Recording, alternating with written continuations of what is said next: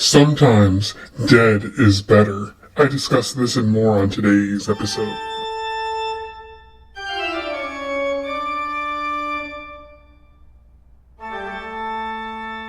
Welcome back to Around the Weird, a booktube channel where I talk about all the unusual and out of the ordinary literature that I've found in my travels.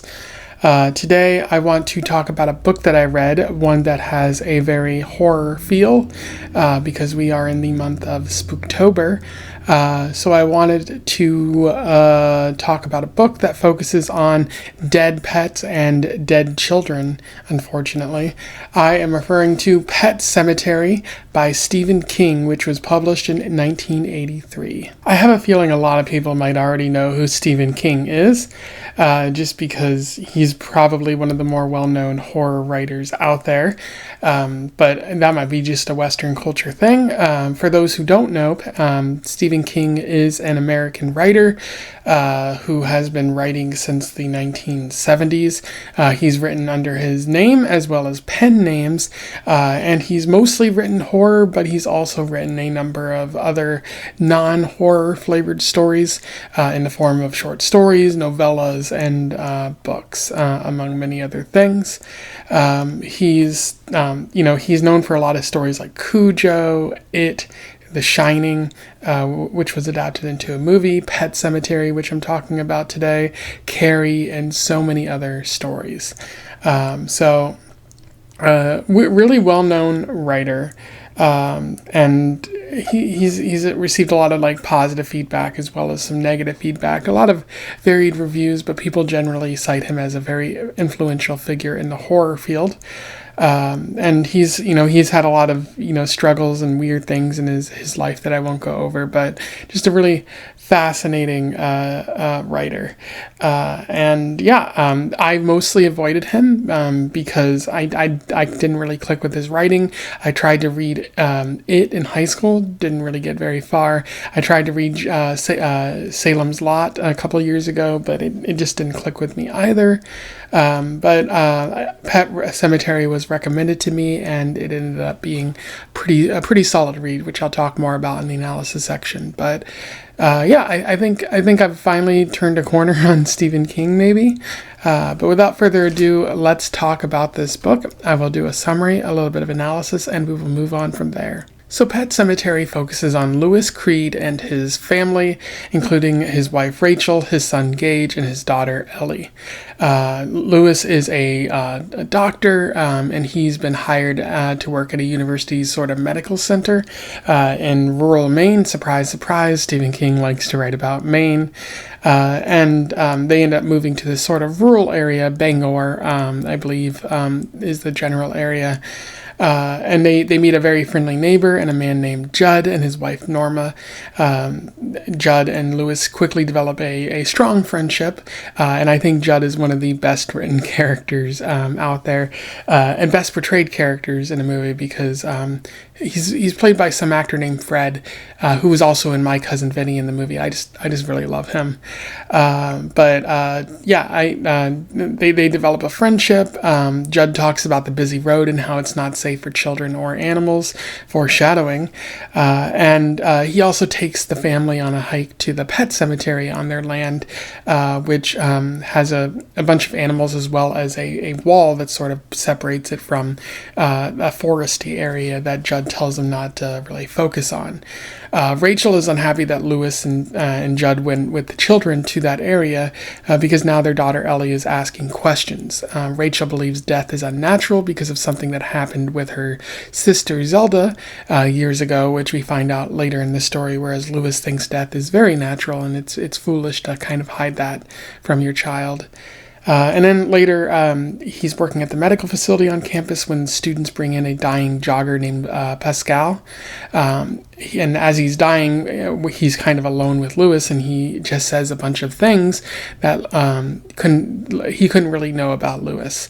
And he even mentions the pet cemetery. Lewis has a couple of dreams about Pascal, warning not to engage in anything but eventually those dreams kind of fade away. Later, Norma has a heart attack, but Lewis is able to save her, and Judd is grateful and promises to repay the favor. Church, the family cat, is hit by a truck, one of the Orinoco trucks that ride really fast on the highway, and Judd takes Lewis to go bury the cat past the pet cemetery into the forest with a bunch of strange things that are happening. And then a few days later, the cat rises up and returns home, but it's very much changed, and the family regards it as changed. Judd talks about how this ancient land, the Micmac burial ground, allows for resurrections, but the things that come back are changed, of course. And Lewis asks if anyone has ever brought a human being back, which Judd says don't even think about it, but Lewis can tell that he's kind of lying there. After the family, his wife comes back from a trip to see her family, who Lewis doesn't get along with. Their son Gage develops a virus and it almost kills him, but he's able to recover from that. The family again isn't really happy about church anymore.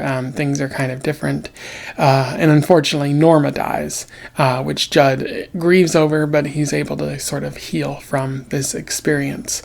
Rachel tells Lewis about the Zelda, or the daughter, or the sister that she had in the past. Her family didn't really talk about because she was chronically ill and whatnot. And I'll let you sort of read that on your own. The story then jumps forward, flashes forward, and we find out that Gage was hit by a truck on the highway, and Lewis feels very responsible, even though there was nothing he really could have done. The funeral is kind of messy. Rachel is distraught, and there's a fight between her father and Lewis, which knocks over the casket but doesn't really open it up. Lewis doesn't really know how he's going to really proceed forward. But Judd stops by and talks to Lewis specifically, telling him more about the pet cemetery and how someone did try to bury a human, but that human came back really changed, demonic almost, and knew things that they shouldn't really know. And that person ended up dying who brought them back. Judd just says, don't do the same thing with Gage. You got to be there for his family. But Lewis has already kind of made up his mind and that he wants to do this. So he sends Ellie and Rachel to Chicago to be with her family, and says that he'll be there to meet them soon, although he has no desire to do that, because he's just going to resurrect Gage and then bring him back to the bring him to like Florida and hide out with the family so that nobody knows that he resurrected his son. But as Ellie is leaving, she feels terrified because she's worried about what her father might do. She suspects something, but she doesn't know what. And she begins having dreams of a man she calls Pascal the jogger who died, and who's warning her that her father is going to do something hasty there, but she can't quite remember these dreams. But she tells Rachel, and Rachel is so worried that she tries to fly back to rural Maine in order to stop her husband from doing whatever it is that he might do. She suspects that he's probably going to kill himself. Even though Judd tries to stop it, because Rachel calls Judd, Lewis manages to dig up Gage from the cemetery, and then goes and buries him in the pet cemetery, and encounters a Wendigo in the process, which is kind of in this Micmac burial land. And then Gage returns, ends up killing Judd in the process, and then Gage also kills Rachel when she returns. And Lewis realizes what's happened, kind of is driven to madness a little bit, and ends up killing both Church the cat and Gage, who seem to be working in cahoots, which is kind of strange. And then he burns down Judd's house to kind of hide all of this. But he realizes he needs Rachel in his life, so he goes and buries her, while one of his coworkers sees what he's trying to do, but doesn't follow him into the Micmac burial land. And as the story comes to a close, Lewis is kind of sitting alone in his home when he hears the door open behind him, and Rachel, who's resurrected, puts her hand on his shoulder and says, "Hello, darling." And that's where the story ends there. In terms of analysis, boy howdy, what a story. What a demented, absolute, horrifying absolutely horrifying story. King is very good here. Like, I did not expect to be blown away by this story, but here I am, kind of blown away. One of the things that King is talking about in this story is death. This story is enmeshed in death in the way that other writers have kind of sort of enmeshed their story in various sort of messages or stuff. I think of like Blood Meridian, which is enmeshed in violence, and that other story Moby Dick, which is kind of enmeshed in Ahab's desire to get revenge on on a whale, and like it's sort of very focused on the idea of whaling, much to its detriment at times. I should probably read that book for this again for this channel, but that's probably a long-term goal. King notes in this story that death is inevitable, and it just happens. I think he's kind of voicing his opinions through Lewis in this story, which makes sense because he said he was in Lewis's position once where his child almost got hit by a car on the road, or he worried that was going to happen, and that's what prompted this story. So I think you see a lot of King in Lewis in this story, and so he's just noting it just happens. But on the other hand, Rachel argues that it's unnatural, that death happens, but it's not right. And a lot of that has to do with her past. She's terrified of she was terrified of what happened with her sister Zelda, and how she died on her watch while her parents were out, and she had to witness all of these horrible things happening to her sister, and so she's kind of traumatized by it and doesn't want to talk about it. And I think you end up with the perspective that a lot of people share in the form of Rachel, where nobody wants to talk about death. You don't tell the kids about it, don't address it, and you go to a funeral, but you don't talk about it afterwards, which isn't really that healthy. And I think that's what King is trying to argue. And you see that like in the story where Rachel and Lewis have that argument that Lewis says has the potential to really affect their marriage. I think what King is also arguing is that if you resurrect somebody, what you're doing is you're bringing back something else. Like Lewis says that it would bringing back Gage took too long, so he brought back something weirder. When Rachel dies, he's like, I got to do it right away, otherwise, I won't bring back Rachel. I'll bring back something else, which I don't think is actually accurate. What I think King is arguing is that once someone dies, that's it for them. Anything that you bring back is not going to be the same thing, or it's going to be touched with death or something demonic in nature, and you don't want to deal with that. King specifically highlights the story of Lazarus here, where in the Bible, Jesus brings Lazarus back to life. He says, "Come forth," and Lazarus rises. Which I think what King is arguing here is that maybe that wasn't Lazarus either. Maybe he doomed Lazarus to live a longer life, and who knows what Lazarus had seen in death. And so that's kind of a horrific act, kind of a reframing of the Bible there, which might be a little bit heretical in nature, but I'm not gonna narc on Stephen King to the Pope or anything like that. But you also see King talking about the Wendigo, that maybe the Wendigo is what you're bringing back, or the Wendigo, haunts the Micmac burial ground. Because of that, anything that's brought back is just evil by nature.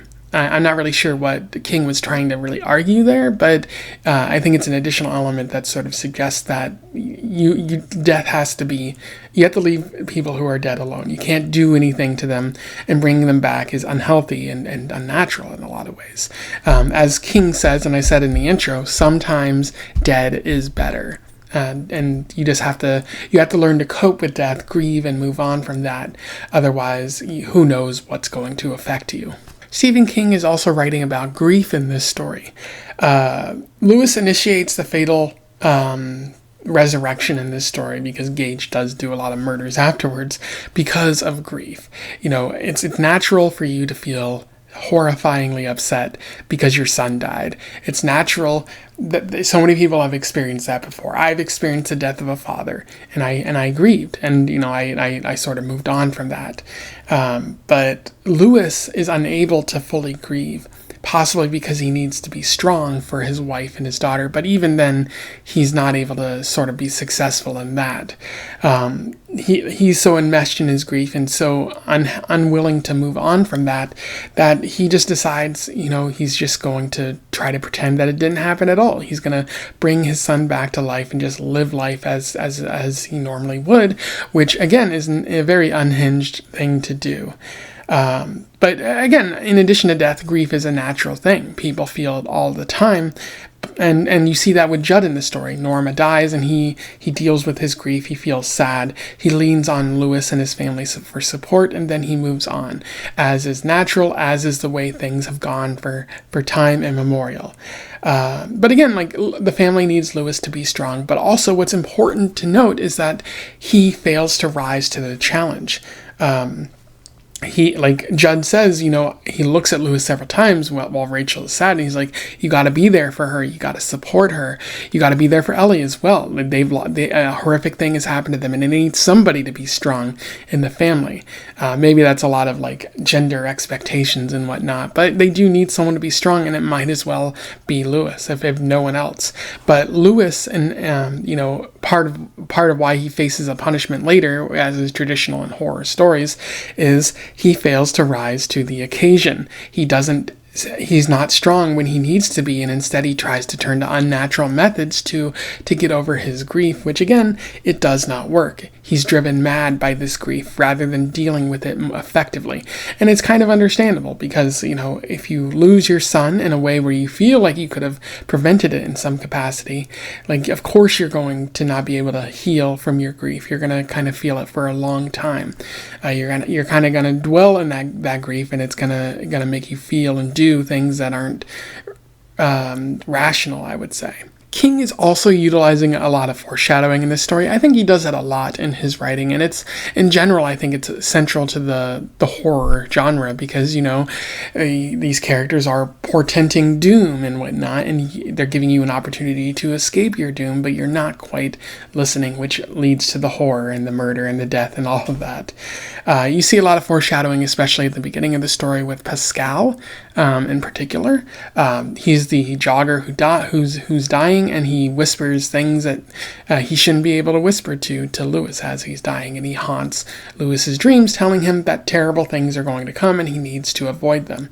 He also shows up in Ellie's dream, but she doesn't really understand what's going on there, but she still feels awful and scared about what might happen to her father because he's not around. So you see a lot of dreams, a lot of nightmares, a lot of opportunities for the characters to sort of switch from the path that they're on, although you might argue that they can't because the Wendigo or whatever set this plot into motion the moment they moved into the home. So whether or not they have free will is another question entirely. But you see with Pascal and with the dreams and with other such things, they do have opportunities to stop, opportunities to sort of rise above, or opportunities to sort of not go down this terrifying path that they're going down. But every character makes the wrong choice, and they suffer as a result. So I do like what King is doing here, and making that kind of like a choice that is available to somebody. But because, of course, the grief, because of the events of the story, they're not willing to go down those paths.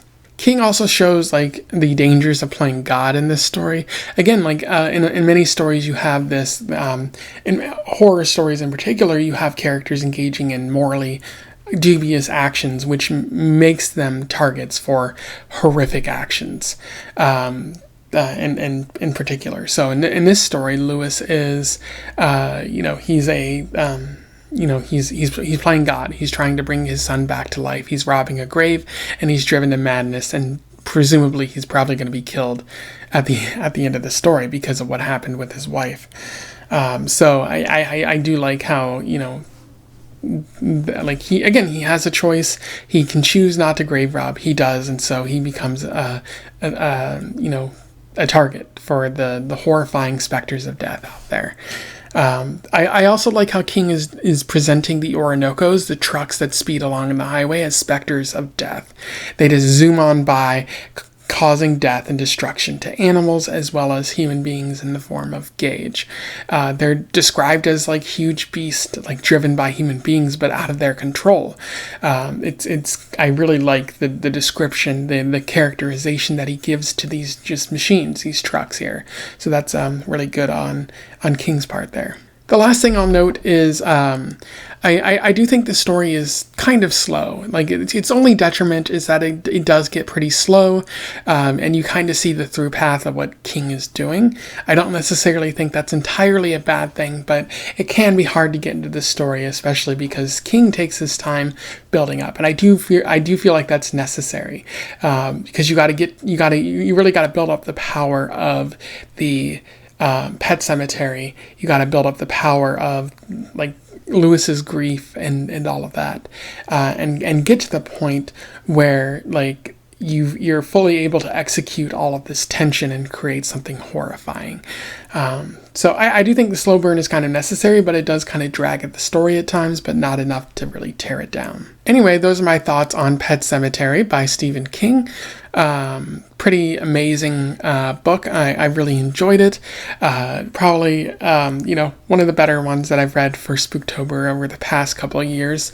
I don't think it's quite as horrifying as The Fisherman by John Langan, but that really stood out as an exceptional horror story that I read. But it's still good in its own right. King is, I think he's called a master of horror for a reason, and I saw it on display here. And I think, again, as I mentioned before, I think I turned a corner on Stephen King, so I would love to read more of his stories. I think I'll probably read Carrie next, because I was talking with a coworker and we talked about buddy reading it, so that might be a thing. But yeah, if you have any thoughts on this, any comments that you want to say, let me know in the comments below. I would love to hear from you. Maybe you had a different opinion about this story. Otherwise, don't forget to like, share, and subscribe so that more people can find out about this book, this author, if they don't already know about such things. Join the Discord. I have a link to it in the description if you want to talk more about books, movies, TV, that sort of thing.